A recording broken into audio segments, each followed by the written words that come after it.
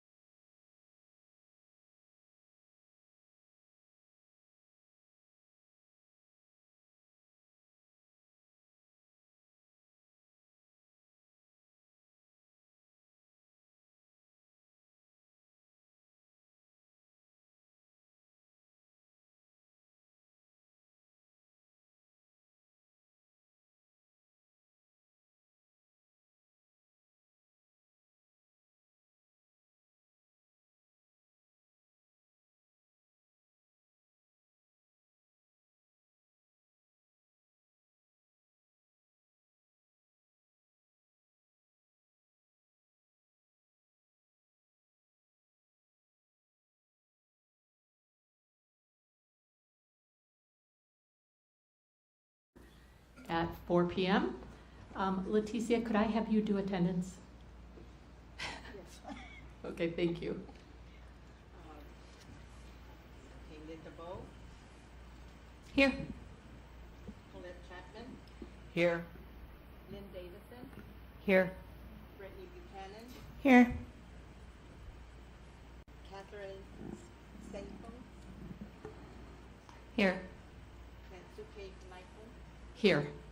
Michael Morton. I'm here. Okay, thank you. Moving on to 1.02, call to the public for agendized items. I currently have one. I have another What? one. I just, Oh, I currently have two. If we could have Elizabeth Brous come to the podium.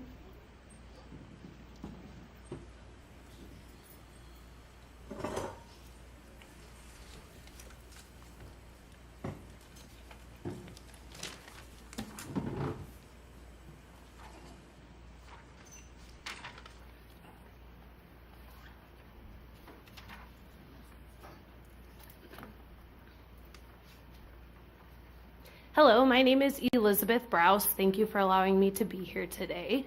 I'm currently a preschool teacher at PDSD, and I've previously been an itinerant teacher with Region 2 DVR. My comment today is connected to the finance report, agenda item 4.01. I've been seeing headlines, as we all have, about education, not just nationwide, and not just about the teacher shortage nationwide, but in Arizona as well. And some of those headlines that I'm seeing are things like, 5 years ago, teachers fought for more investment in K-12 funding in Arizona with the Red for Ed initiative. There are currently over 3,000 open positions across the state, teaching positions. Arizona is in a critical shortage. 1 in 5 positions are unfilled. And then I see headlines like districts like the Florence Unified School District just agreed to involve their educators association and staff in decisions through a meet and confer process. So that's their staff meeting with leadership and with the board and jointly making decisions.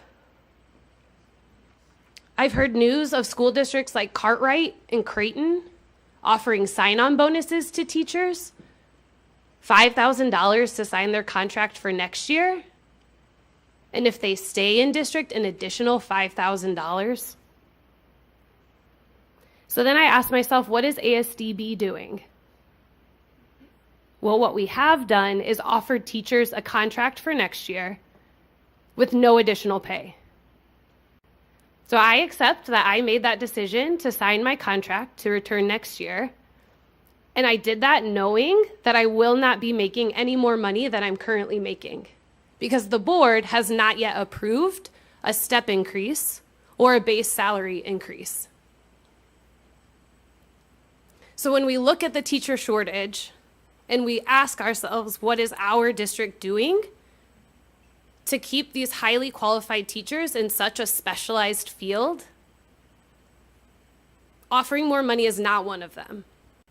Offering a step increase for additional years of work and knowledge and building and experience has not been approved yet.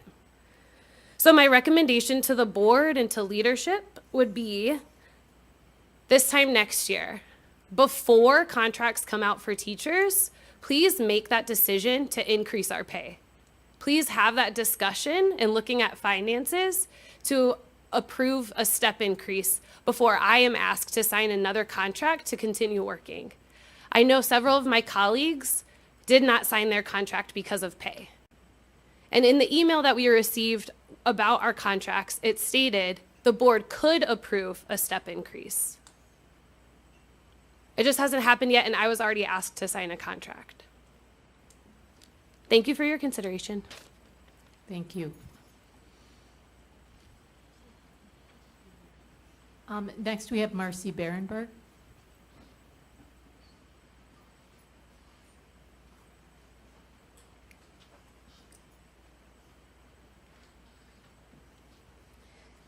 I'm talking about the policy changes in 7.02 and asking that you pull them from the consent items to discuss for both the JII and KEB changes. For both, they're stating a 30-day time limit to get the responses and investigations completed. However, if you're not already aware, there are 3 policies regarding the JII EA complaint form. Those are JII 3600, which is the one they're putting the 30-day limit on. There is JII 3611 that already has timelines in place, and this one way further extends it by 2 to 3 times. If it's during the school year, it's supposed to be completed within 10 days, and if it's outside of the school year, 15. It also has timelines as to when you're supposed to speak to students and stuff like that from who complained about it. There's multiple on KEB as well, and in the KEB-R, it states the timeline that again is inconsistent with the policies being proposed today. If they're gonna approve new policies, or if the board here is gonna approve them, we should be consistent within the other policies that are currently written and or be planning to edit those policies as well. Also, if there's gonna be 3 policies for one form, that's extremely confusing, especially for the people filling them out from the community. because people don't know how much they're supposed to be looking up on the website. So it would be nice to just have them all condensed into one policy per complaint form.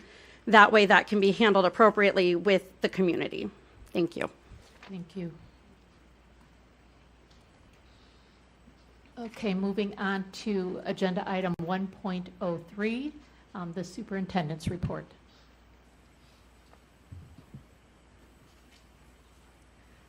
Good afternoon, President Neifel, members of the ASDB Board of Directors,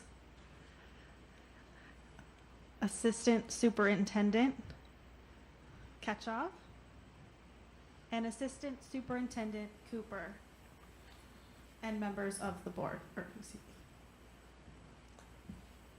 and the ASDB community. Welcome to our May 11th, 2023 board meeting. Before I begin my presentation, I have 5 announcements to make that I would like to share with you all.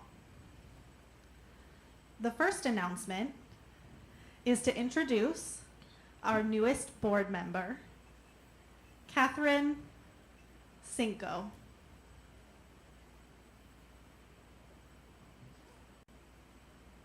Katie, as she goes by, is here representing ACDHH. And she has been on the ACDHH board for about 6 years now. So she is here replacing former member PV Jantz. So welcome to the board of directors. I just learned that she filled out her oath of office so she can vote, just so you are all aware. Thank you. We have 2 more vacancies on the board of directors, and we haven't heard back from the board commission about those 2 vacancies yet. Hopefully soon they will make 2 additional selections. Next, I wanted to introduce our acting assistant superintendent, Oren Ketchov.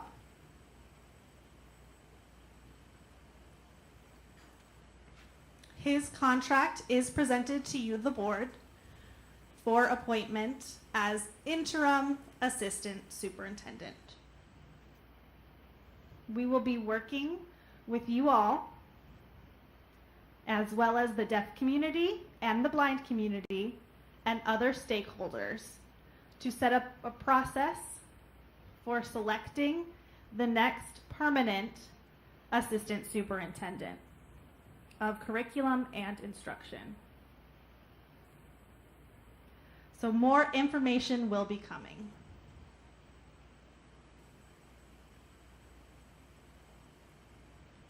Third, we also have on the agenda offering a contract to Sarah Sotil to become our new special education director. As we all know, all of our students have IEPs, and each IEP has individualized goals that we must satisfy. And so Sarah, as the new special education director, will help us to focus on our efforts in doing that to be compliant with those requirements.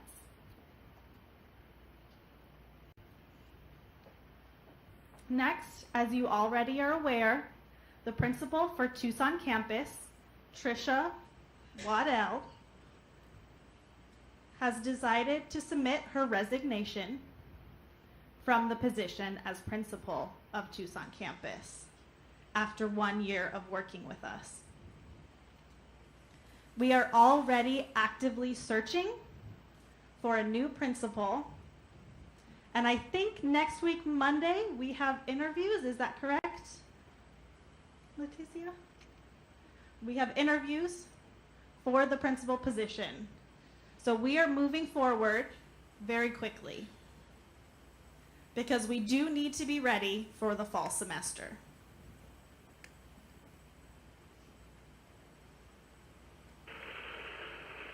And finally, you all are invited to both of our school graduations. We just had 2 seniors here that beat me to make that invitation for you all to graduation before the meeting began. So I hope that you can also attend the Tucson graduation as well. We would love to have board member representation there. Tucson campus graduation is May 22nd. PDSD is May 23rd. So those are my 5 announcements that I would like to make.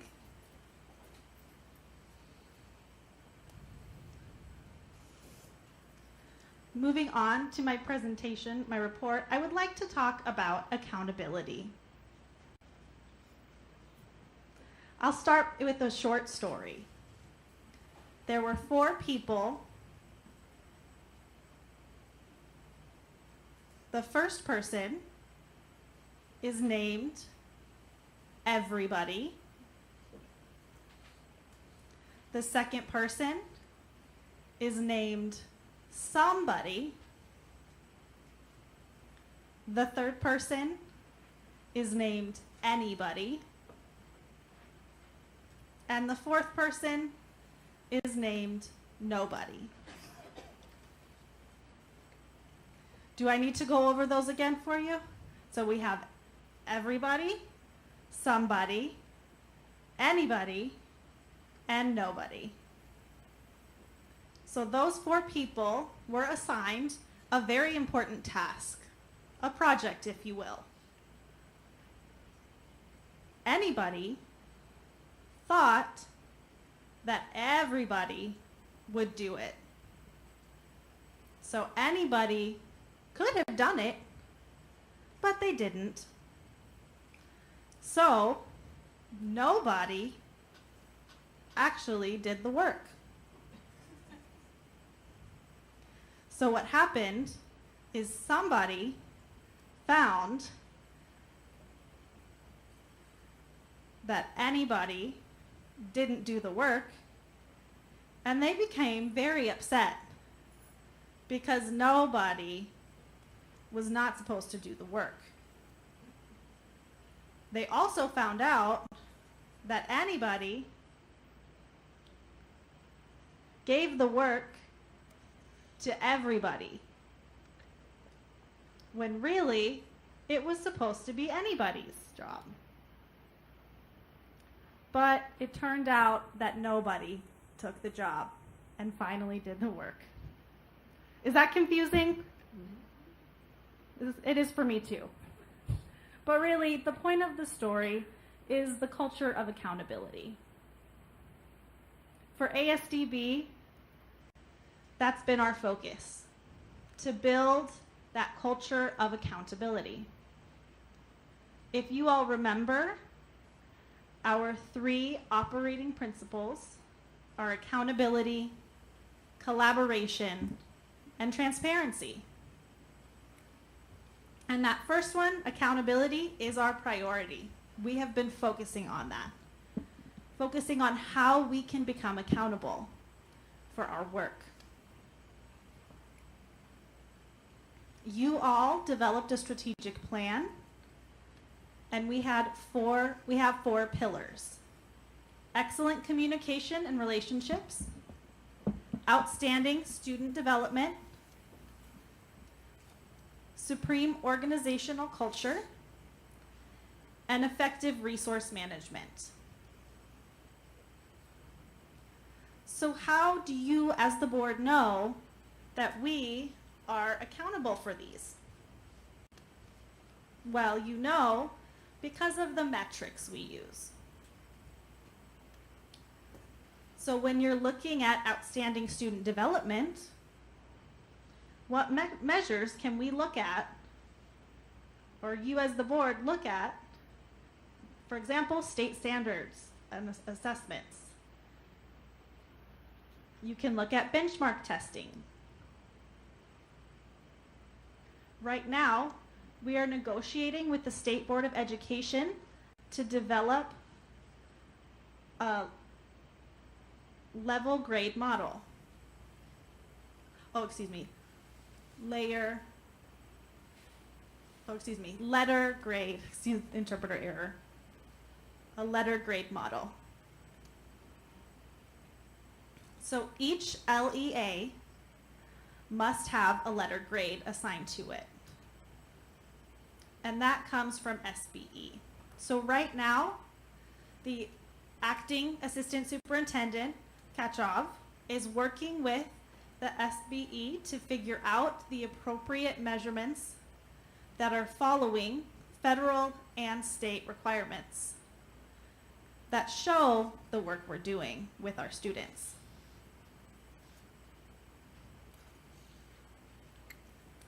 When you're looking at supreme organizational culture, you could look at our recruitment efforts. You could look at our retention metrics.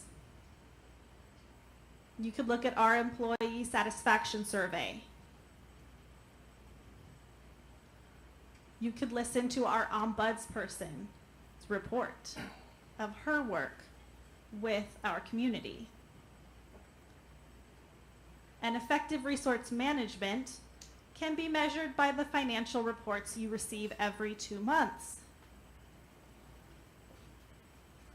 You know that we just completed the 2022 sunset audit, and that audit was very in-depth of our programming and finances.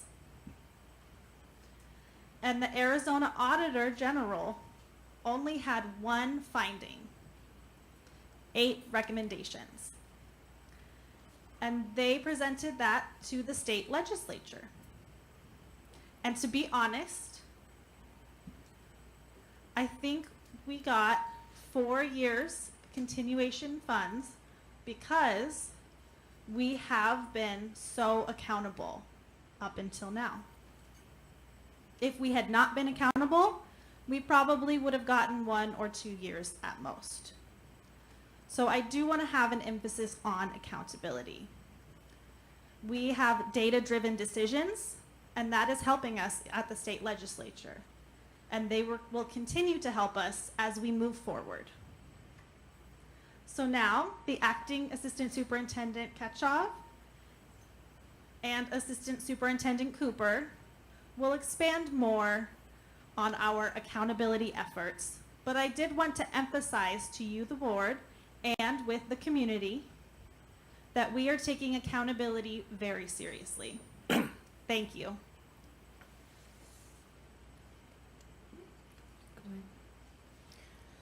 I have a question for Superintendent Reichman.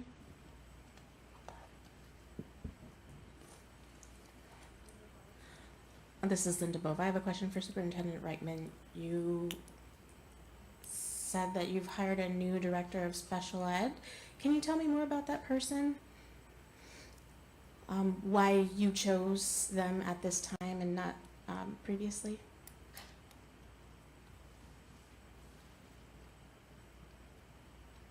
Yes.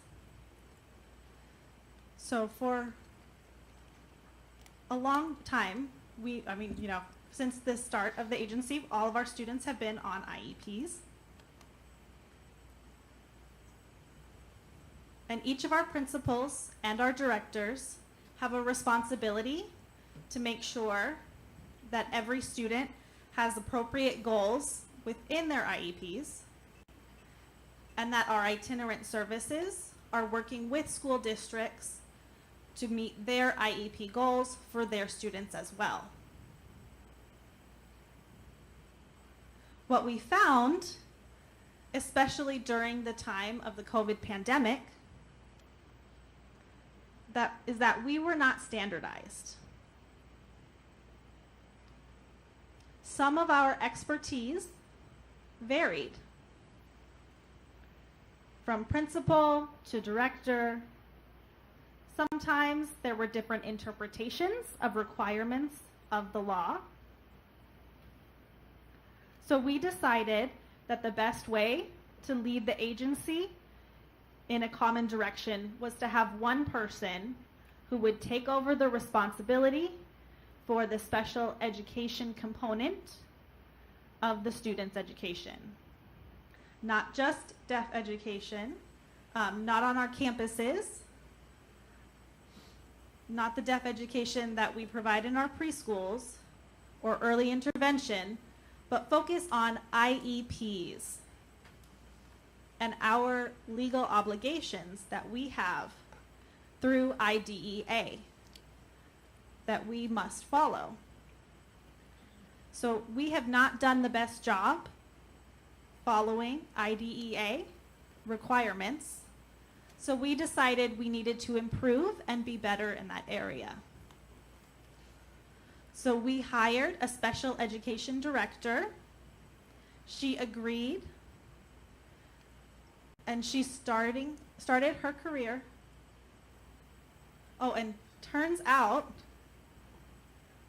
that she started her career, do you want to guess where? At PDSD as a deaf education teacher.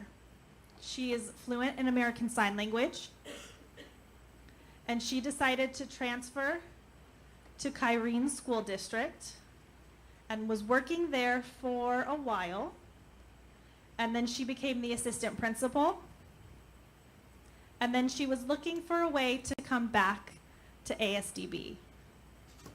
She saw that we had advertised for the position of special education director. She applied, and we did select her. So she's coming back to us. Thank you.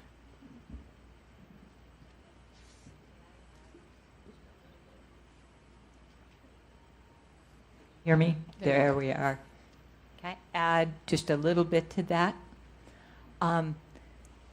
What the special ed director will also help us with, our teachers are well educated in teaching deaf kids, but many of our kids are not just deaf. They have other disability areas, and she'll be able to support our teachers to be able to help our kids in the maximum way, because sometimes we miss those other areas.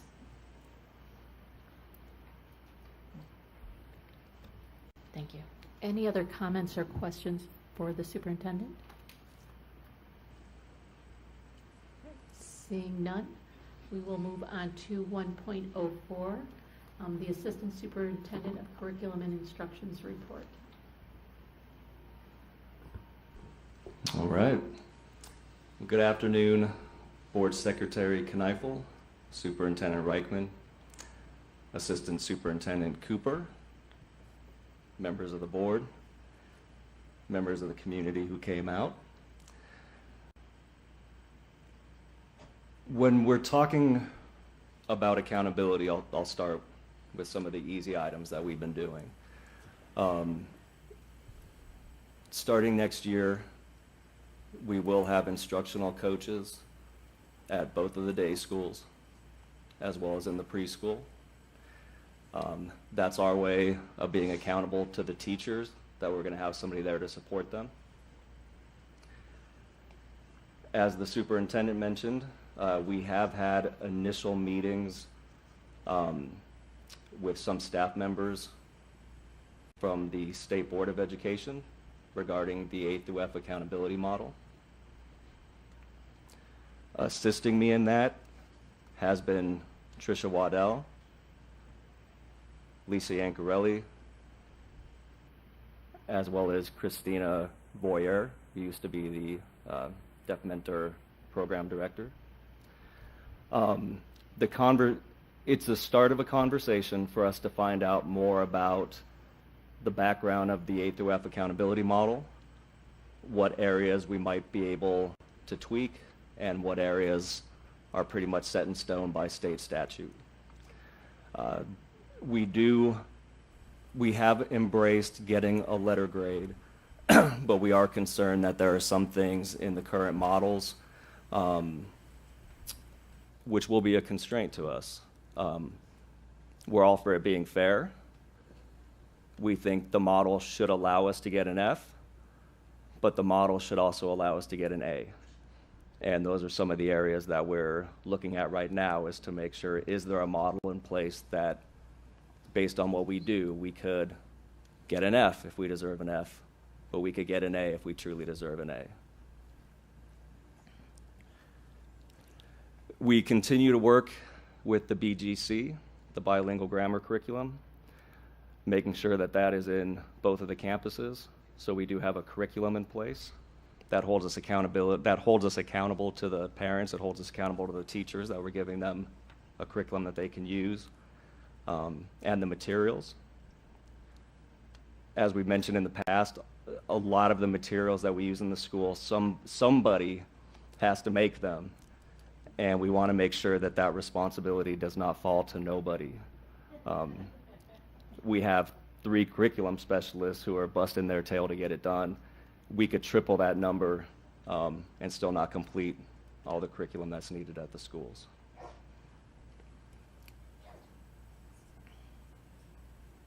Okay, so I think those are some of the big systematic things that we've taken care of. In the last 3 weeks that I've been in this role as the acting assistant superintendent, which will be a temporary stop for me when we move forward with a plan, I have no intent on applying for it. I do not believe that I have the skills needed for the person who needs to be in this seat. I do feel like I have the skills to keep the seat warm and keep the academics moving.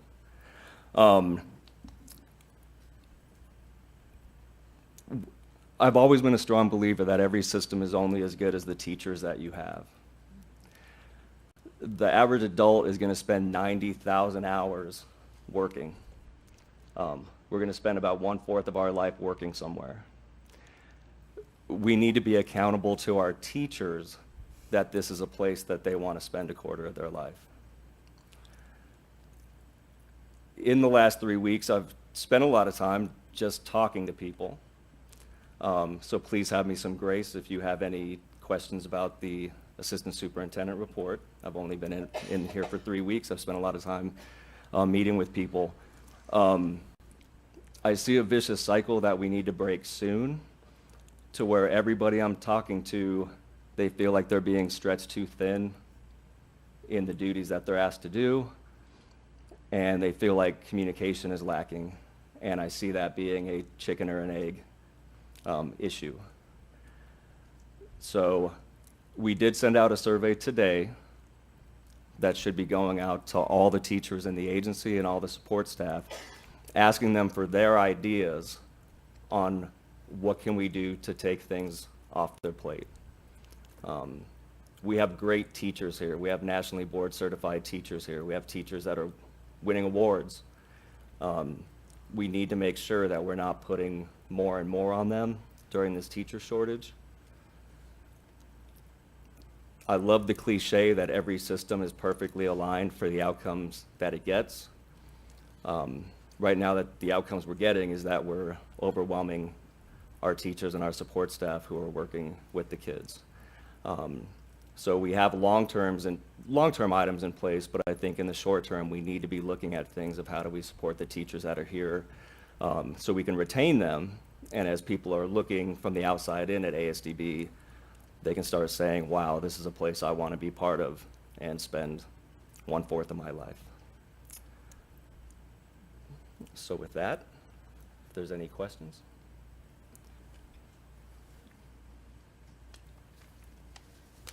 Any questions? All right. Thank you. Moving on to agenda item 1.05, Assistant Superintendent of Agency Operations and Support Services Report. Thank you. Good afternoon, Board Secretary Kneifel, Superintendent Reichman, Assistant Superintendent Katchoff, members of the board, ASDB community, and staff members. I want to take the opportunity to announce a new addition to my team, Ms. Shelley Bodine. She was hired as our grant developer, which is a new position for the agency. Her responsibilities include identifying potential new funding sources, writing, submitting, and managing multiple funding proposals to support all of our agency initiatives. Her first day with us was this past Monday. Welcome, Shelley, and we look forward to you securing our grant opportunities and donations for both our staff and students where we know funding is limited. In support of ASDB's priorities, most of the work that the agency operations and support services team does is tied to, as Superintendent Reichman mentioned, is tied to Pillar 3, superb organizational culture, and Pillar 4, effective resource management. Each of the directors have provided to you their department reports, and for all of us, this year has not come without its challenges. Some of the most difficult challenges facing the agency as we strive to provide the highest quality education for our students includes managing those resources. And that includes our facilities, our personnel, our technology, and our finances. We've established quite a bit of new processes and procedures as we look at continuous improvement opportunities, and we're still working through the implementation of those changes. We're making every effort to carefully manage those resources and are putting in place the necessary structure and accountability needed to ensure the agency operates in a fiscally sound manner. And we all know that we will need to continue to tighten that belt as we move forward with those increased checks and balances to implement that quality education for our staff and students. Again, as Acting Assistant Superintendent Katchoff mentioned, we continue to face considerable challenges in recruiting and retaining staff. And the team has been working with an external consultant to increase those efforts as we address this. To put things into perspective, with a count of over 2,100 students and having over 700 staff, we have over 170 staff vacancies. New teaching and support positions are being created and being added to meet those pressing needs of our students and staff. However, a number of those vacancies remain, and a lot of our staff are having to take on a lot more responsibilities, including myself. And again, we know that that has increased levels of stress, low morale, in some instances burnout due to those number of vacancies that we have. And we realize that compensation continues to be an issue with attracting and retaining those qualified staff. And so in a lot of instances, we've had to actually contract workers to help maintain some of those critical staffing levels, more specifically within our certified and related services staff, to ensure that the continuity of the education for our services for our students continue to be ongoing. And that is a challenge, especially as we work through the state procurement office and getting those changes addressed. So the HR and business services team have been working on phase 2 of our compensation restructure project. And to address Ms. Bross's comment about bringing forth to the board compensation adjustments before staff are to sign contracts, we've actually had those discussions. And so we are looking at changing some of those timelines so that they are brought forth before the May or July board meeting. This year's compensation adjustments, as I know a lot of staff have been asking, we plan on proposing to the board at the July 20th meeting. One, eliminating the certified salary schedule, and staff would be either moved to the related services or teaching salary schedule. 2, we're also looking at eliminating the educational audiologist and school psychologist salary schedules and moving those staff to the related services salary schedule. We're also looking at ensuring there's consistency among all of the salary schedules that we have. So we're looking at consolidating some of them, as I've mentioned. Staff would be granted up to 20 years of certified experience and be capped at a doctoral educational level. We will also be recommending those staff that are paid from the classified salary schedule in grades 10 through 22, a percentage increase for each year that they have worked with the agency. And then last but not least, we will also propose that eligible teachers receive their step increase and all other staff in a that are not in a temporary status would receive a 2% cost of living adjustment. Any of those compensation changes that result from the restructure project would become effective in August 2023, again, contingent upon board approval. So again, the impact of inflation and the surging cost of fuel, instructional materials, and supplies is continuing to compound our operational challenges. We consistently hear that salaries are not competitive, but I do want to remind everybody that as a state agency, we do have funding constraints. And with payroll making up our greatest portion of our budget, we need to just be mindful of our staffing levels, aligning that with our student counts, as well as looking at our facilities, ensuring that we have ongoing and operational capital needs.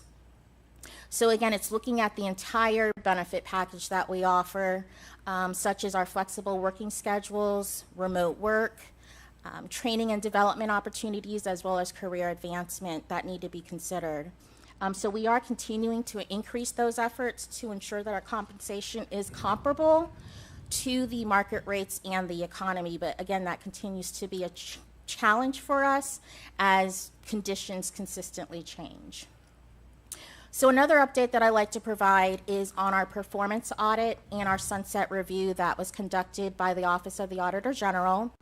As Superintendent Reichman mentioned, the audit report was completed in September, and as outlined in the response, we had the 1 finding and 8 recommendations.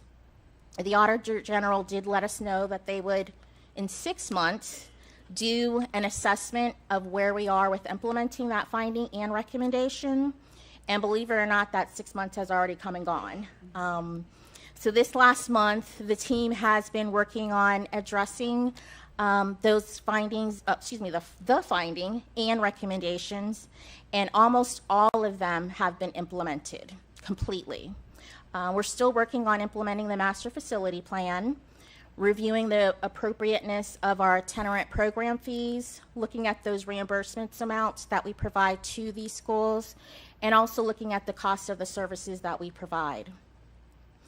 We're also addressing the recommendation as it relates to how we as an agency investigate and resolve complaints from the staff, students, parents, and the public, but that also included looking at timeframes and implementing and making sure that those complaints have been addressed. So we are still in the information gathering stage as we look at addressing that recommendation. We've actually been working with the team to identify a complaint management software that will let the student, staff, and others actually submit complaints, and that'll assist us with tracking, recording, and resolving those complaints in a more timely manner. Our goal is to have all of the finding and recommendations fully implemented before the auditors begin their 18-month follow-up test work, which will be around March 2024. So I do want to remind everybody that the Auditor General's performance audit and sunset review is not the only audit that we as an agency undergo. We do have other external, private, state, and federal organizations and agencies that come in and periodically review and audit our programmatic, fiscal, and operational management. So that it consists of looking at our policies and procedures, ensuring that we are in compliance with state statute, ADE and ADOA requirements, as well as best practices.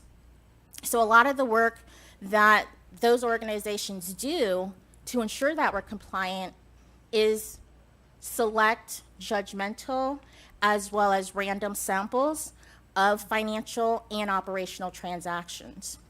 And so that actually helps them see if there's any risk or if there's any elevated risk that need to be addressed. So with all of that being said, again, tying back to Superintendent Reichman's comments, it goes back to our accountability, our operating principles, priorities, and more specifically, ensuring that our resources are effectively managed, which again, I take ownership for and am responsible for overseeing within the agency strategic plan. So that continues to be a challenge, as I've mentioned, but although this past year, even so more these last few months, we're trying to do the best that we can. We've had a lot of challenges. We're looking at new opportunities, trying to think how we can approach things a little different. So together, again, we respond to the best that we can in the best interest of our students. So we don't want to continue to lose sight that we are here for our students. And to the team and I continue to address how we can effectively manage those resources. So as we come to an end with this challenging school year, I think some of us are trying to take a deep breath. I do want to say thank you to everybody. I mean, we're pulling together to rethink how we can operate and provide the best opportunity for the work that we do. So that goes to instruction, to human resources, to media and technology, to the business services staff, to everybody. Thank you. I don't think we say that enough as we look at how we can continue to pull together. So that really wraps up my report. I know that was quite a bit, but just wanted to express some of the challenges that we continue to face. And I'm open to answer any questions that any of you may have at this time. Are there any questions from the board? I do want to say, first and foremost, thank you for addressing the public comment. I appreciate you taking that bull by the horns and giving us some feedback on that. And I do want to make a little bit of a plug here to the rest of the board, saying we do need another member for the Finance Committee. And so I will tell you very honestly, I learned a ton in this last meeting. They are wonderful about going down literally line by line and explaining the differences. So I would encourage you to reach out to Shayna if you are interested to serve on that committee. Thank you. All right. We're moving to agenda item 2.01, approval of the consent agenda, consistent with board policy to include items 3.01, 5.01, 5.02, 6.01, 6.02, 6.03, 7.02, and 7.03. This is Linda Both. Linda here. I would like to move to pull 7.02. I have a request to pull 7.02. Do I have a second on that? Second. Okay. All in favor for pulling 7.02 from the consent agenda? Aye. Aye. Any opposed? Hearing none, do I have a motion for the rest of the consent agenda items? I would like to pull 5.02 from the agenda. Okay. Do I have a second for 5.02? I'll second. Okay. All those in favor to pull also 5.02, say aye. Aye. Aye. Any opposed? Aye. Hearing none. Now do I have a motion for the rest of the consented agenda items? I'll make a motion to approve the rest. So it would be 3.01, 5.01, 6.01, 6.02, 6.03, 7.03. do I have a second? I second. All those in favor, please say aye. Aye. Aye. Okay. Any opposed? Do we still have Mike on the phone? Hey. We might have lost him. Okay. Then moving on to 4.01. Yeah. 4.01, the finance report from the Director of Business Services, Kimberly Bittker. Sue, I'm sorry, can we check Mike really fast with Mike Gordon? Mike, are you on?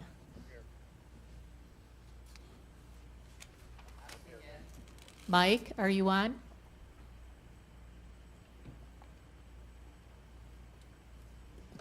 Can you hear me now?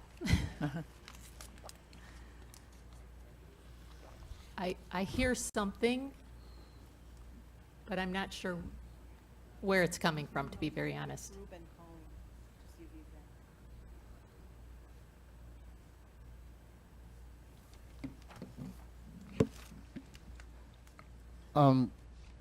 there. Sue, he can hear you, but for some reason we're not hearing him, so I'm going to be working on that. Okay. So just We'll keep move- going. All right, we'll go. Thank you.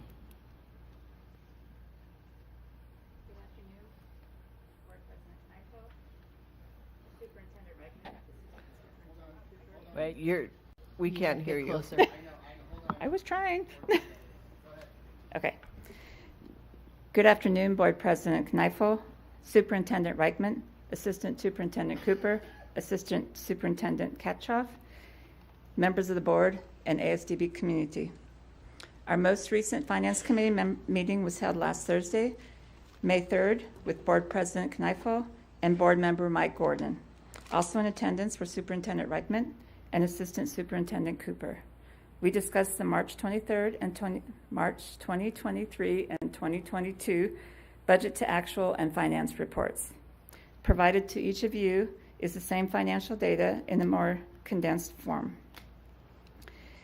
The total student count for April 1st, 2023 is 2,146, a decrease of 40 students when compared to the April 1st, 2022 count of 2,186. The site-based student counts increased by 5. The cooperatives increased by 7. However, the preschool decreased by 36 students and birth to 3 programs decreased by 16. As of April 1st, we had about 491 FTE, which includes 8.5 FTE at FBC. At that time, we employed 715 staff. Only 138 are full-time with a 1.0 FTE. There are currently 173 vacancies across the agency. The increase in the vacancies is due to the fact that postings are being held open until filled. The highlights of the March 2023 financial report show the revenues of $42.3 million was $1.2 million higher than March 2022 revenues of $41.1 million. The major difference is the increase in general funds, offset by a reduction in the institutional vouchers and the classroom site fund revenue. The per pupil amount for the classroom site fund revenue last fiscal year was $733, while in this fiscal year is $708. The budget fiscal year 2023 obligated expenditures of $46 million were $4.5 million higher than the budget fiscal year 2022 obligated expenses of $41.5. The increases are in salaries, professional and outside services, including contracted transportation, FBC, one-to-one nurses, and other operating expenses, including the new student information system and billing software, agency fleet management, and fuel, and an increase in utilities. The $770,000 transfers out to ADOA for budget fiscal year 2023 are for food service equipment capital improvements for both Tucson and Phoenix, and security upgrades on the Phoenix campus. The third quarter financial reports reflect an increase in cash on deposit with the state treasurer of $3.9 million. The major differences is the increase in Prop 301 funds of $2.1 million and cooperative services funds of $1.9 million. If there are no questions, this concludes my presentation, but I'm open to any questions. Any questions? Thank you. Thank you. Moving on to 5.02, use of state trust lands. Do we have Albert Duff here?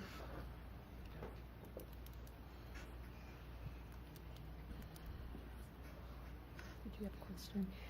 Yes. I have a question on how you got the number that of 21,593 that would be coming to ASDB. The math doesn't work out for me if you have 25 acres and given the price per acre. That's actually determined by the State Land Trust. We don't actually determine that number. That is for the easement, not necessarily for 25 acres of land. So they're actually going to be building on the land, but they're not owning the land. It's a matter of an easement process. Yeah, I understand that, and I still don't understand the math. So I can definitely go back to the State Land Trust and ask them for a more detailed report of that information. Historically, they've been the one calculating that information, and then we pass that on to the board as part of whether or not they would recommend or not recommend board approval. Okay. And I'm not certain if they want us to sign this, like if, right now, but I guess I feel uncomfortable signing an approximate amount, so. I completely understand that feeling and understand that process. This would be up to whether or not board approval. From my understanding, correct me if I'm wrong, but board approval is based on majority. So if you didn't feel comfortable, that's obviously something that could be abstained or you don't agree with.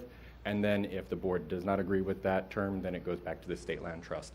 But we also have legal counsel here, just in case I may be incorrect on that. But this is kind of a unexpected, so I don't think Deborah or I had any previous information other than that. Okay, thank you. No problem. Any other questions in regards to this?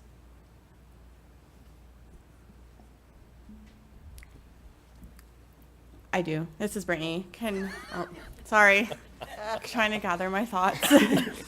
Like, can you just like very easily explain what this does? So the high level, the state of Arizona has lots of state land. We are part of that state land. We have lots of land throughout the state of Arizona as part of the full trust. It's not necessarily readily available for us to use, but when that land is sold or is part of an agreement for this case, an easement, for them to build this high voltage power line across the state of Arizona, the State Land Trust charges that, and then obviously that comes back to us into our individual coffers. Many other state agencies participate or have land within the State Land Trust, and so then that money comes back into the taxpayers' dollars, essentially. So what happens is they're proposing to build on our section of the State Land Trust. Our percentage of the land, yes. Yeah. So Okay. it's not our land. It's not like, say, Tucson campus or Phoenix campus where I could go and, say, build another school. It's just a matter of aggregate land that the state owns, and we are part of that trust of a whole. So kind of imagine, the four of you sitting at that table. All of you own a home that's collectively within a trust. If one were to sell a portion of it, all four of you would receive a portion of those proceeds. Do you know what happens if we say no to this? I don't believe we've ever said no, to my knowledge, Mm-hmm. so I don't know what happens, but I would assume that it would go back to the State Land Trust to review and then determine next steps. So they have recommended that we proceed forward, but obviously that's just their recommendation. The board can make its own decisions. Okay, thank you. Can I ask a follow-up question? Can you Absolutely. hear me?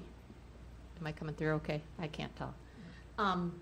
So if we went ahead and passed this, for example, could you still go back and ask for clarification on how that calculation was made? And I guess I'm going back and forth because what is the impact to us? I mean, if I'm going to assume that you're thinking that the number is too low. Yes. Okay. So if that would be found to be true and we've approved it, would they then reimburse us for the amount that might be a corrected amount? To be honest, I am not sure. Okay. So, but can we have further explanation, or am I able to go back to the State Land Trust and ask for that further information? Absolutely, and I would go as far as ask them to even come and give a presentation to the board to give more clarity on how the whole process works. As a proxy, unfortunately, I'm not as intimate in the details of that, but if it were to be found that the number was incorrect, then that would obviously, I'm sure, have a process to it. But this is determined as this land here, this is our percentage of it. So even though it may be 55 acres, 100 acres plus, we may be only 3% of that. And so that's based off of the agency calculations from my understanding. So we've never had a moment where we had to question that number, as it was just part of the aggregate whole, but I have no problem asking that question of them. So my follow-up to that is, Assistant Superintendent Cooper, do you know what our percentage is of that? Is that something that they readily, okay, that's what, that helps me. So if we were to table this until July to get that information before we made a decision, how would that impact you? I'd have to look at the agreement again, but it may hold up the sale of that property and thus have other repercussions that I'm not sure of what those would be. I wish I had more information for you, but unfortunately I do not have that information of what would happen, as we've never had this question come up before. Okay. Okay. Go ahead. This is Linda Bove. I would feel comfortable if we tabled that to get more information. If we can talk about it can we talk about it at the next board meeting in a few months? And will we know the information by then? My other kind of follow-up to that would be, would it be something that we could, between this meeting and the July meeting, do a phone meeting as a special meeting to get more information in regards to this and then make a decision in that meeting? From my understanding, yes. Yeah. Okay. Then I would need a motion for that. Okay. A special meeting? I would Or- say to table it for this meeting and then host a special meeting between. This is Linda. I move to table that until we get more information through the next meeting. But I would like to make sure that we add into your motion that we hold a special meeting before the July meeting to address it. Okay. Okay? So I I'm- second. Thank you. I have a motion to table this agenda item and hold a special meeting before the July regular board meeting to gather more information and make an educated decision on this. And I have a second. All those in favor say aye. Aye. Aye. And aye. Opposed? Hearing none, motion carries. Thank you. No problem. All right. Going down to 7.01. Yes. Okay. Legislative update, Director of Policy and Government Relations, Maria Murphy.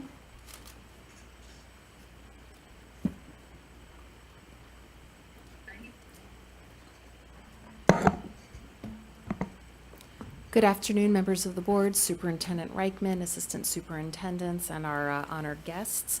For the record, Maria Murphy, Director of Policy and Government Relations. So here we are. It has been a very eventful couple of months since the last time that we had our most recent board meeting. I am pleased to let you know that House Bill 2456 did finally pass out of the Senate, and it went to a final read over at the House and was signed by Governor Hobbs about a week and a half ago now, and we have been continued for a period of 4 years.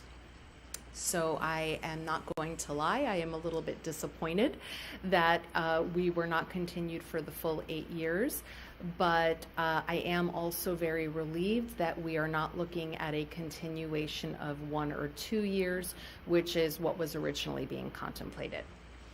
I have been contacted by multiple legislators since Governor Hobbs signed the bill, and they have already indicated to me that they are very interested in running another bill next year to try to get ASDB's continuation extended out for the full 8 years. So I believe that we will probably be back here again come November, December, asking for your permission to go ahead and run that bill come January 2024. In the meantime, I already let Board Member Kneifel know that I'm just going to take a few minutes here because there's a lot of people that I have to thank in regards to everything that happened with 2456. So please don't get the big hook out to pull me off stage. I appreciate it. First of all, I just want to make sure that we thank first and foremost Governor Hobbs and her staff over at the governor's office, Celiana Chang and Rebecca Beebe, who were instrumental on their part to try to get this bill across the finish line. Over in the Senate, Senator Ken Bennett was, the poor man is probably sick of seeing me walking in and out of his office. I've been in there so many times. Senator David Gowan was also instrumental in his assistance. On the Democratic side, Senator Christine Marsh was such a champion for ASDB. On the House side, David Cook, Representative Cook, actually gave up one of his bills to do a substitute bill for 5 years that was heard in House Education, and he's always been a huge champion for ASDB, so he deserves our thanks. On the Democratic side, Ranking Member Jennifer Pollock was just always in close contact with us, trying to see what she could do to assist.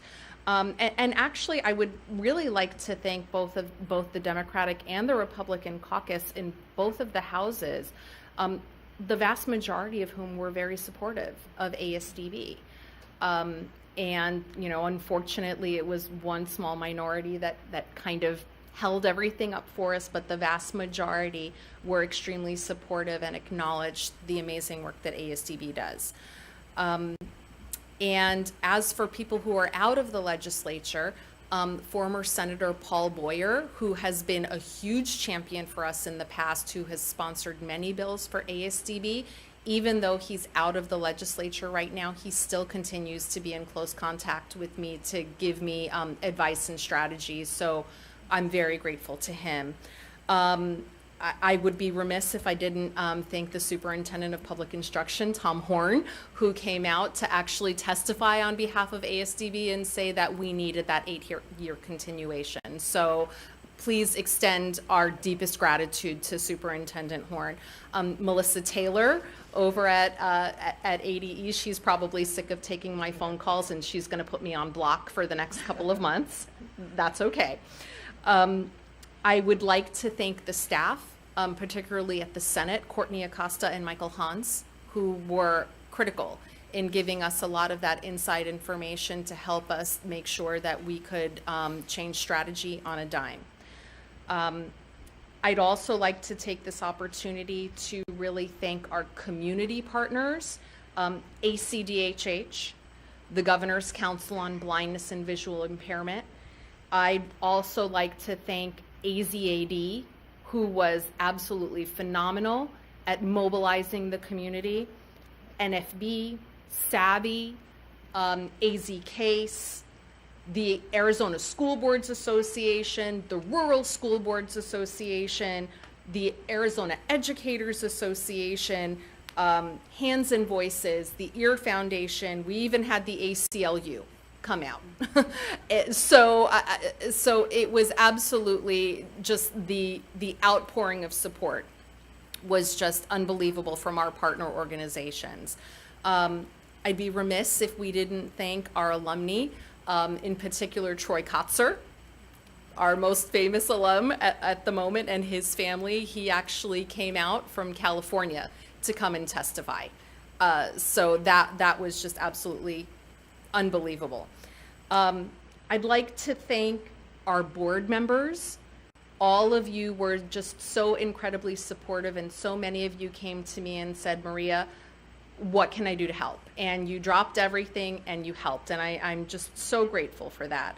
I'm incredibly appreciative of our staff who advocated on behalf of 2456, and they did it on their own time, and they did it with their own resources on evenings and weekends, making emails, making phone calls, and really just passing along encouragement to me, because there were a lot of days when it was very difficult for me. I felt like I wasn't making any progress, and they were so encouraging to me. And then finally, our parents and our students who even jumped in to make those phone calls, make those appointments, send those emails.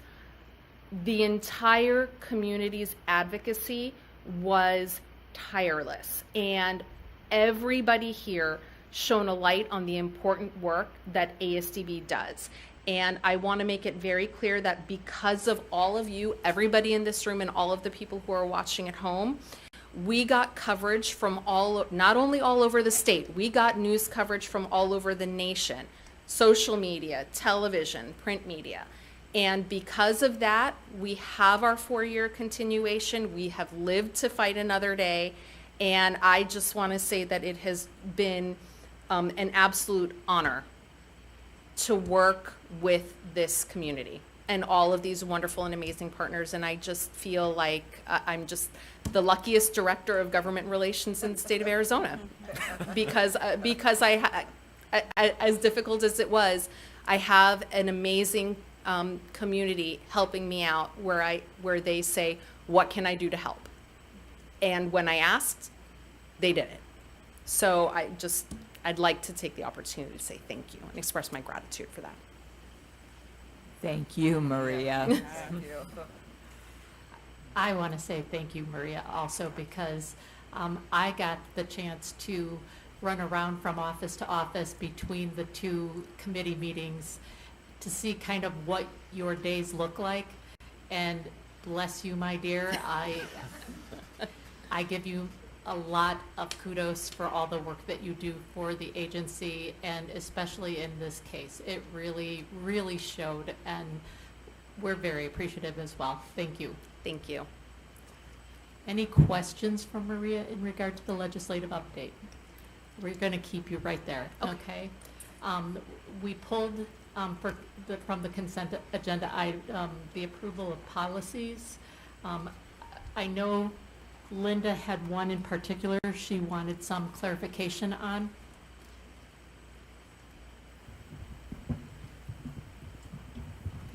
Correct, thank you. Hi, Maria. If we could get this mic moved so I can see you. Hi. The policy was BCB that I wanted to talk about specifically. Board member conflict of interest is the topic. Could you show us or elaborate to us what the old policy stated and the new policy proposed statement is?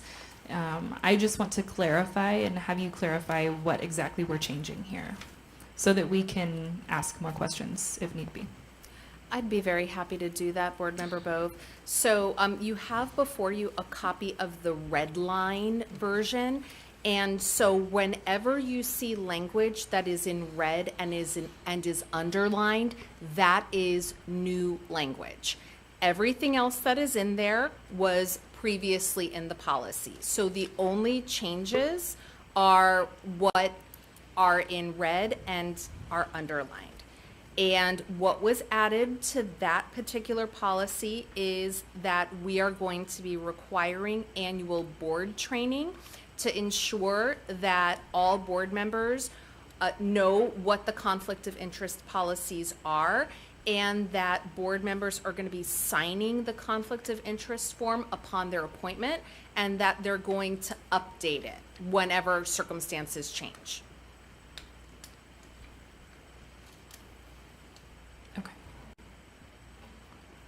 Okay, interesting to hear that. For the last 5 years, I don't think I've ever gotten anything like that. So why are we doing this now and never before? Was there an incident that happened? Can you explain what was the impetus for this change? And I'm sorry, I don't have access to the red line copy. That's quite all right. It was actually something that was a recommendation in the Auditor General's sunset audit report. So they stated that we had some gaps in conflict of interest training for board members as well as for staff members, and so we made this change to reflect to adopt the recommendations that the Auditor General suggested. Okay. Do you mind giving me? I'm unable to find the red line. Where is that exactly? Where would it be that it specifies?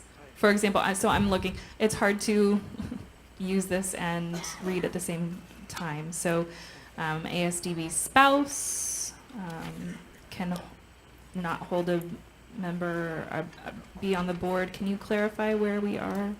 Oh, here, one moment, please.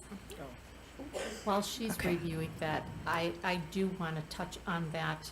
I'm still concerned, and you and I have talked about this, Maria, that by banning any spouse of an ASDB employee as a board member, we are really limiting our community of individuals that we can pull from, who have an understanding of not only services to deaf students, but services to blind and visually impaired students as well. And I would like to see us address that in policy, that that the training and the conflict of interest statement could be used to support somebody in participating, but then not voting for specific things like contracts and things like that. And Exactly. I would be happy to remove that. If the board would like to make that motion to say, please remove that specific line and then approve it, I can go ahead and strike that line and we can get that done. I'll make a motion. Mrs. Linda? Oh, yeah, then I'll second your motion. But I do want to talk more about this specific point and the rationale and the concern for it, because again, the deaf community is a small community. And so our hiring pool is limited already, which means that those who maybe spouses either can't work for the school or can't serve on the board, even though they are on different departments or serving in different capacities. I've spoken with board members of Gallaudet University and other schools for the deaf, and this policy does not exist in those instances. It is rather the board members' responsibility when they sign that conflict of interest form to know to abstain and recuse themselves from items on the agenda that may be perceived as a conflict of interest. So I do think it's important that we be able to have folks who are on the board who are intelligent, mature people who know when they should or should not abstain from an item. So that's why I wanted to bring attention to this. And to have that stricken. The general hearing world is a large pool that you could pull from. However, those who have expertise in this very specific field is limited, and we want high achievement. This is Board Member Cinco. I wanted to piggyback on Linda's comment. In the deaf and blind and visually impaired communities, we're a small community. And what I have come to learn in my professional experience is that the idea of a dual role often benefits the community. It doesn't hurt the community. Research has proven that when you have that dual role, it often benefits when you're in a very small, underserved community. Like Linda said, we're mature professional people, and when we recognize that a situation, for example, teacher contract issues, when a board member has a personal connection to a staff member or a teacher whose contract is up for renewal, then they would abstain from that. That's pretty common practice for Gallaudet boards, other boards of education, and for the Arizona Commission for the Deaf and Hard of Hearing as well. So again, it's important to keep this in mind that we're here to serve our students. Thank you. So I do have a motion to remove that language from this policy and a second. Do I have any further discussion before calling for a vote? Okay, all those in favor say aye. Aye. Opposed? Any abstentions? All right, that motion carries, so we will see this again. Okay, were there any other policies from 7.02 that you wanted to have addressed? LB, where we're striking the, if events should arise in which the administration of ASDB is considering unilaterally terminating or failing to renew a contract with a third party that delivers direct services to our children. The board would vote to approve that termination. I was wondering why that's being stricken. Yes, Board Member Davison, it was my understanding that there was conversation at the previous board meeting that that it was the sense of the board that the board wanted to go back to what the policy was previous to the changes that had occurred in May of last year.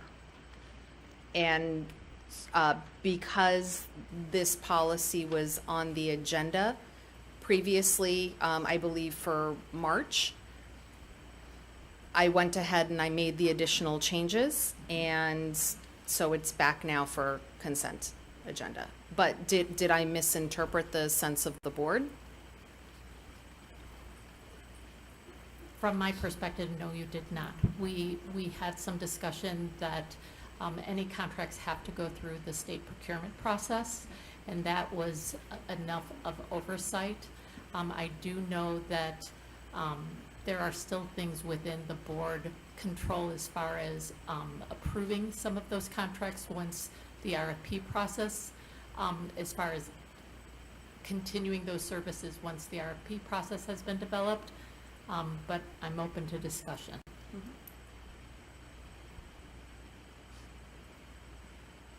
I think my concern is us knowing just the communication process. I mean, we went through this before when contracts were not continued. And just, again, the communication and knowing what's going on within the organization. Could that be something that was brought as part of a consent agenda item when those contracts are executed or when they are coming up for renewal, that we have, like it could be a consent agenda or a possible action item for discussion? Would that would help. As a board member, there have been different situations where members in the public, I'm in education and know a lot of special ed directors and whatever, and they'll come to me and say, "Oh, did you know this was happening?" And no. Well, aren't you on the board? Yeah, but and it's just having the information is critical. Otherwise, we look like we don't know what we're doing. So I don't know that we would need a motion to have those added as part of the agenda for possible discussion. But I can say that I do agree with Lynn that we should have at least some knowledge of that and have the ability to discuss it as a board and understand the reasoning why behind it. So if that could just be part of best practice, I definitely would appreciate that as well. Same. I agree. Sue Kate, thank you. This is Linda. Linda Bove. That relates to my current discussion about all of the different policies and changes. I, as a board member, would like to be informed in advance of time, not 1 or 2 days prior. And there's so much text and things to get through and try to process. So being given more time for us as board members to carry out our responsibilities, to make sure that we are on top of things and we have something to bring to the table if we have questions or need clarifications. So a timeline like 2 weeks in advance or something like that, is that a possibility?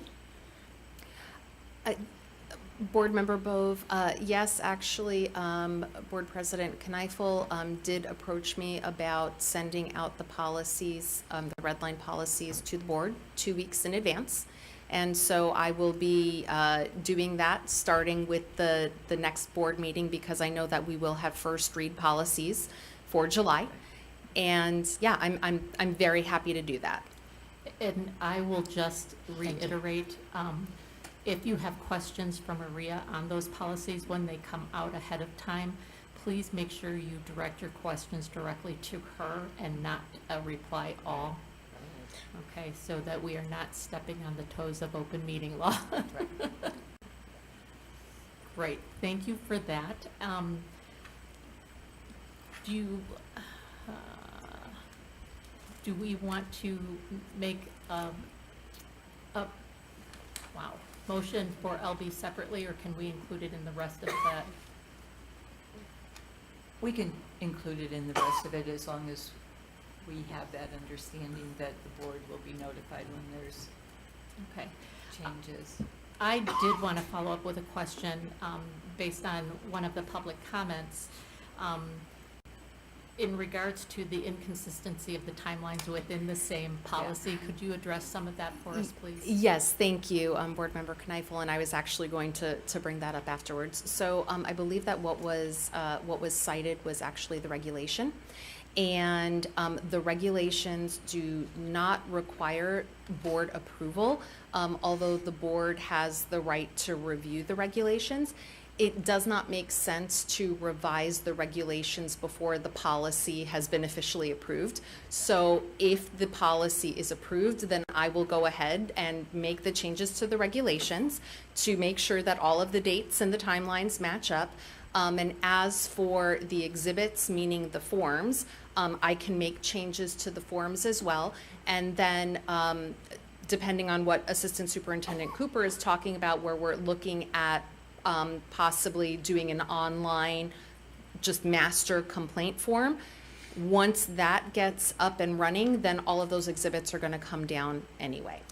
So my follow-up question to that is why the extension of the timeline? What I guess, what is the why behind needing the additional time? Yeah.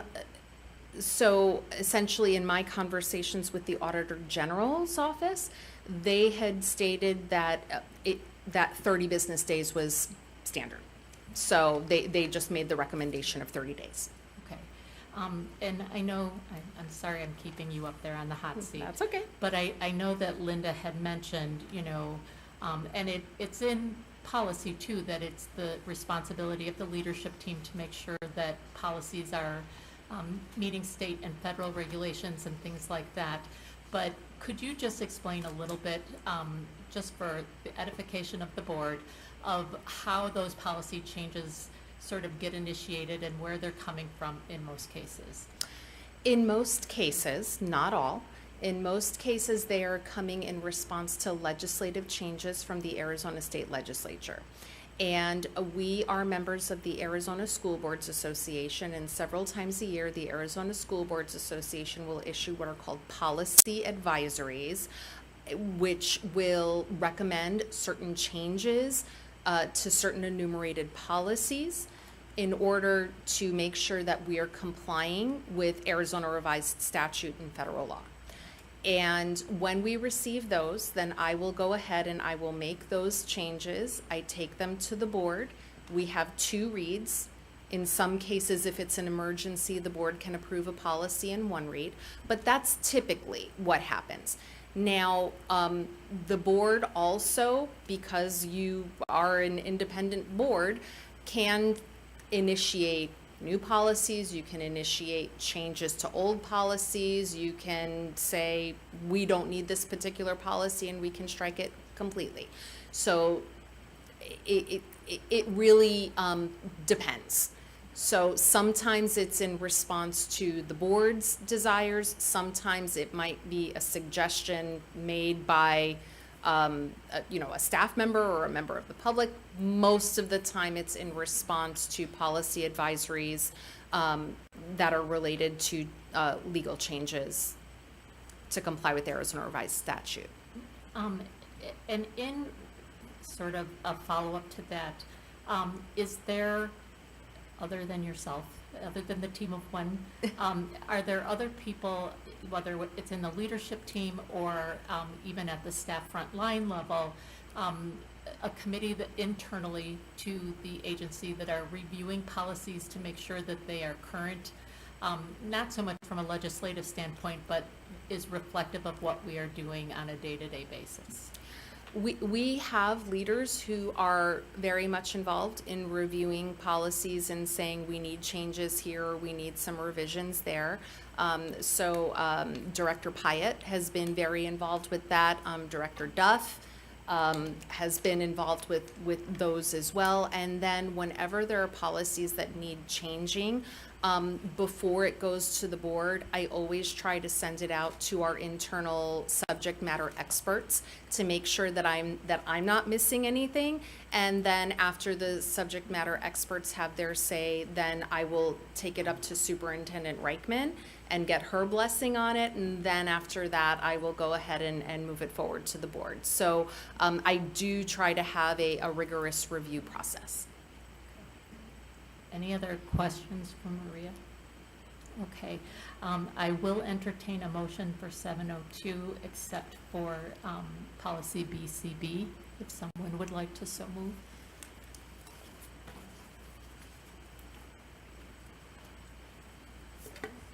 So moved. I move to accept the policy, except for BCB. That was 7.02, correct? I have a motion. Do I have a second? Second. All those in favor say Okay, aye. Cinco. Aye. Opposed? Aye. Aye. Any abstentions? Motion carries. We'll see BCB back in July. Thank you. Thank you. I would like to take a 10-minute break at this point to allow the interpreters and our cart provider to have a little bit of a rest, and we will resume at, let's just say 5:40.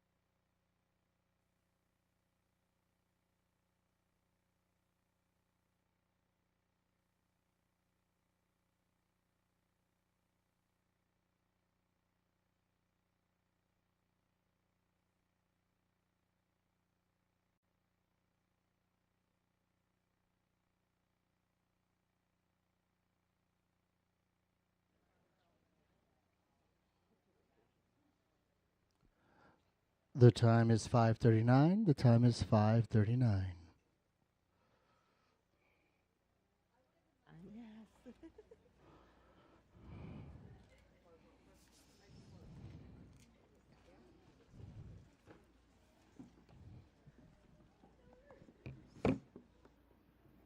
You don't have the light flashing for the, we should. Okay. I am unmuting your microphones. Testing. I chose not to.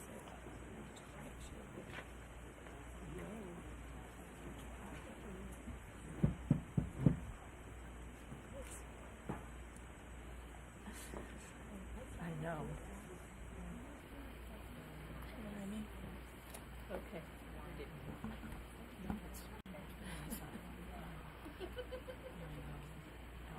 I think you want to test yours.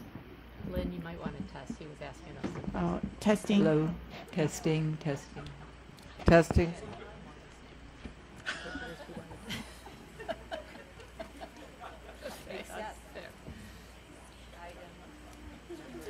Okay, that's yours.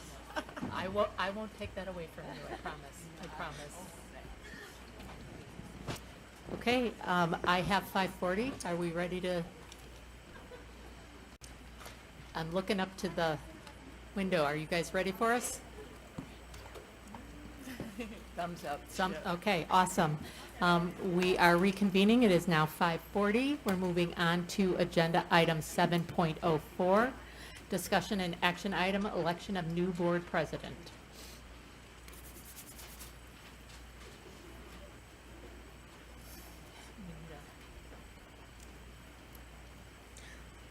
This is Board Member Bove. I would nominate. I would move that Board Member Kneifel become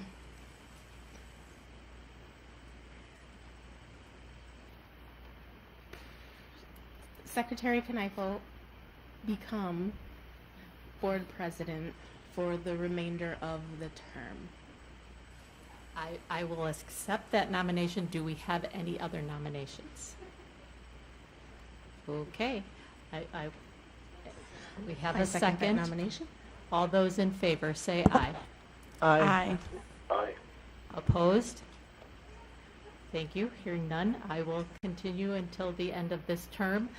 However, since it wasn't as offices, we will need to put secretary onto the July agenda for voting. Okay, moving on to 8.01, call to the public on non-agenda items. I think we have two. For the first one, we have Marcy Brainberg. And Marcy, it looks like you submitted 2 public comments. If you'd like to talk on both of them, that'd be great.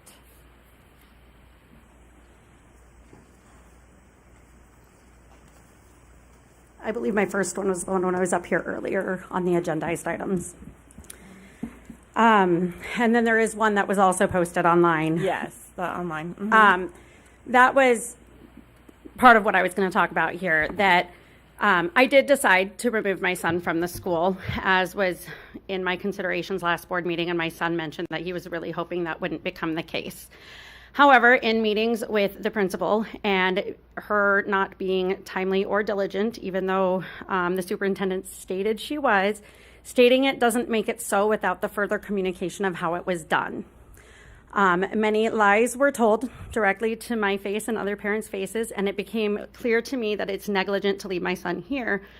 And he ended up agreeing after those meetings. So he was actually fairly excited, saddened to leave the school. And we're currently homeschooling until we find a more appropriate option, hopefully within an open boundary exception. It was interesting to me to hear the superintendent talk about accountability and the lack of it that some of us parents have seen this year.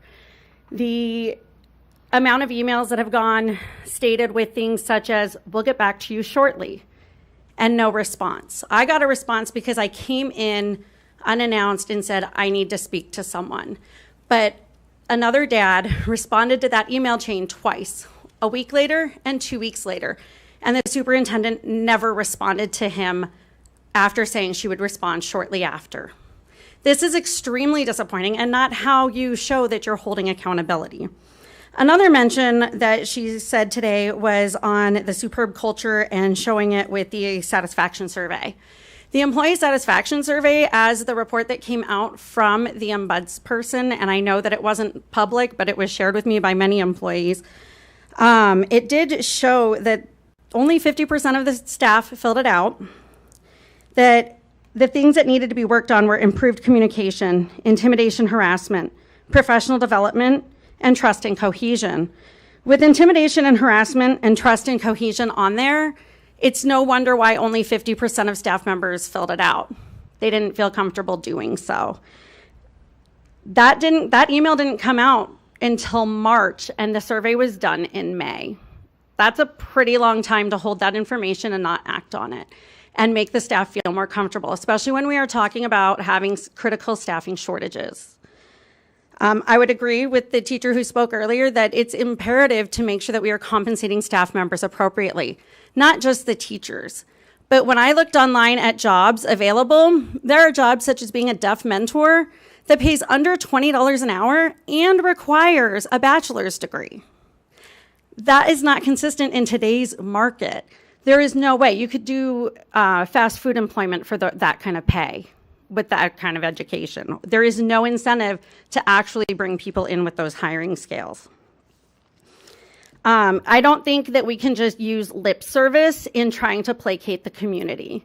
Saying things like we're trying to be more accountable or that's a priority, you actually need to show it. Actions speak louder than words, and it's not something that the community or parents are feeling that they are seeing. It has led to 3 of us removing our kids just in the last couple months. It's been very disappointing and very difficult to work with the current administration here. Thank you. Thank you. Lastly, I have Belinda Carroll.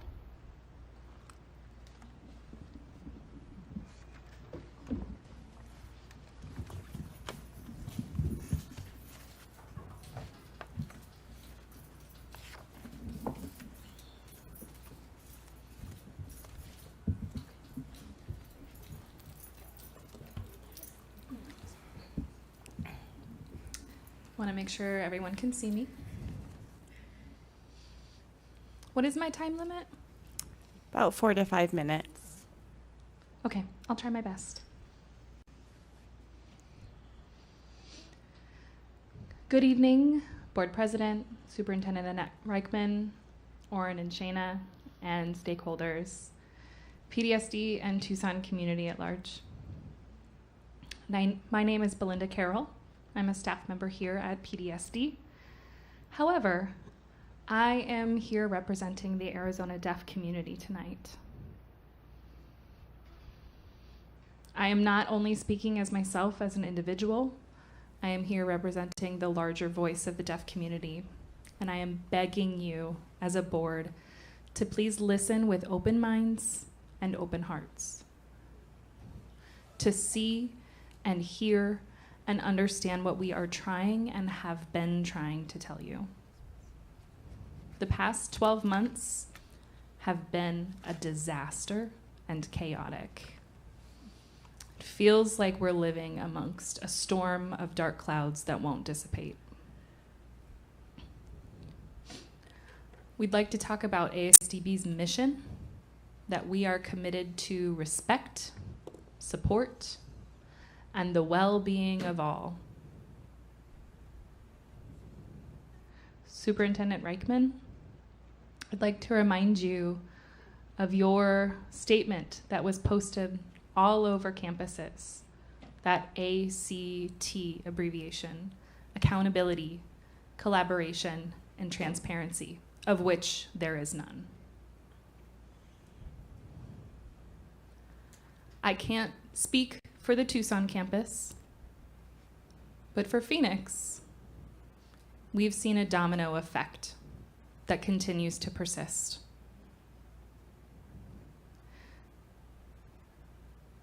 Since the announcement of our assistant principal moving to Tucson, the Phoenix campus has gone through heartbreak and shock.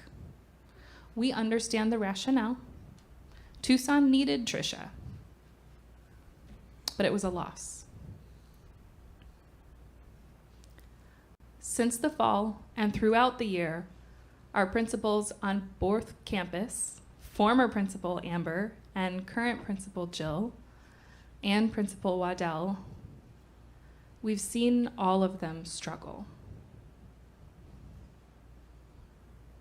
Our heart breaks because we can't support our principals on both campuses. They are overwhelmed with different tasks and responsibilities that they have to carry out. But the agency, executive team, leadership team has said that they will support us, that they will give them leadership and guidance. But behind the scenes, it's not actually happening.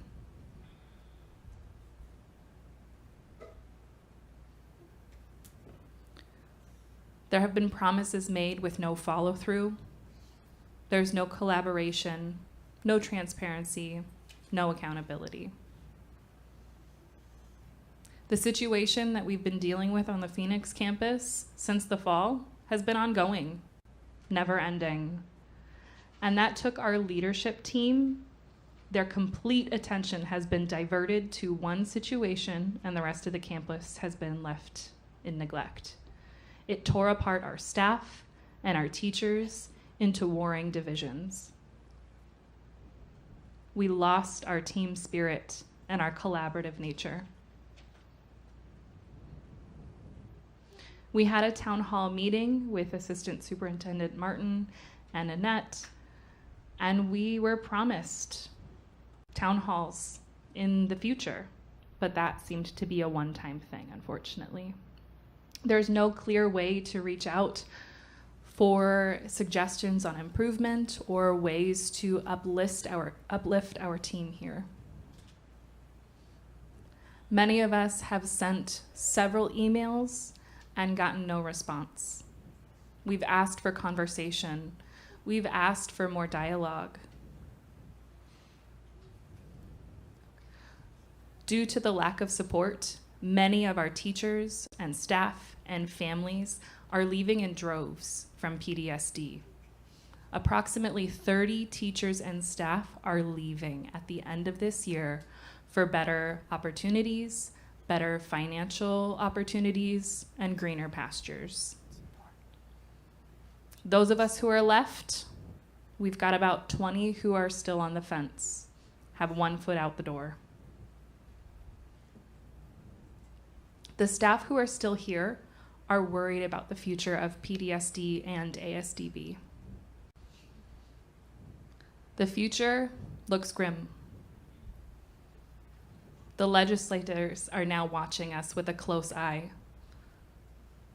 and it's going to get harder. Our Phoenix leadership team used to have 9 members with 6 admin supports. Since February, we're down to 3. We have 2 admin supports, and 1 will be retiring.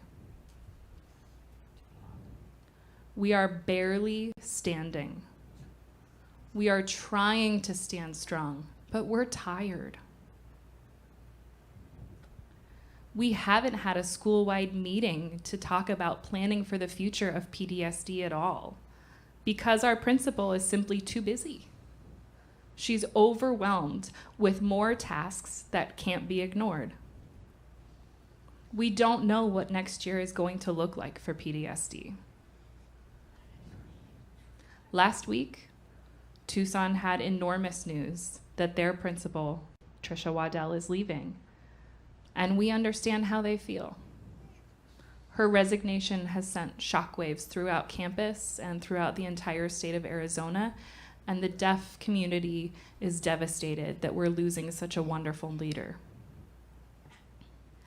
Superintendent Reichman, you asked us to recruit and find a new principal, a new assistant principal, and new teachers. How are we going to do that? How can we, with a straight face, say, come to PDSD and come work in Tucson when we are really ready to leave too.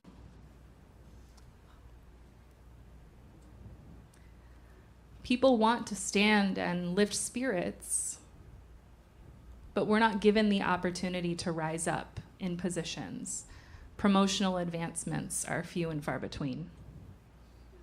Our enrollment this year has dwindled.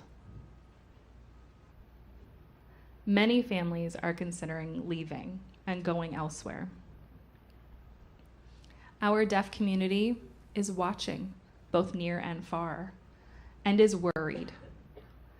PDSD and ASDB Tucson used to be shining beacons in the community, but now they're simply distracted.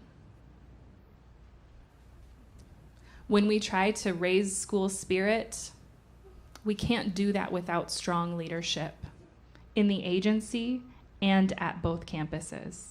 I'm almost done. As we get to the end of the year, we should all be celebrating. Graduation is coming soon. We have folks who are retiring who should be celebrated, and we should be celebrating a year of accomplishment for our colleagues, but we don't feel that way. That cloud is still there.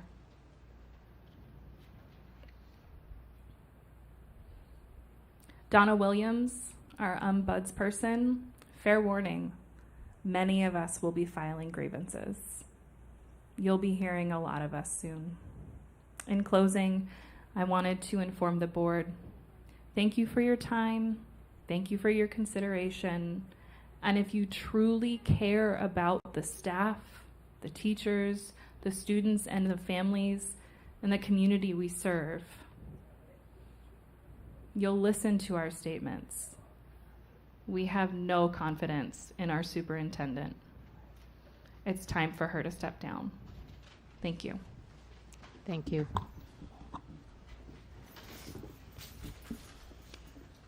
Moving on to 8.02, discussion and possible action items, agenda items for the next regular board meeting, which is scheduled for July 20th. We do want to add the secretary. Yes, add the secretary election to that. And I have discussed this with Annette as well. Wanted to have a media team presentation to kind of give us a heads up about how we make our web content not just accessible but also inclusive to the extent possible, and what that might look like. I don't know if that will be ready for the July meeting or if we might need to postpone that to the fall meeting. We're okay with either. It will be, hello. It will be ready. Go ahead. Annette here, it will be ready. Okay, thank you. Anything else? You can always send those directly to Annette or to myself if there's anything else you want to have on the agenda. Hearing nothing else, moving on to 9.01. I move that we adjourn this meeting in record time. We have a second. Seconded. All those in favor? Aye. Meeting is adjourned at 5:57 p.m. Thank you so much, everyone.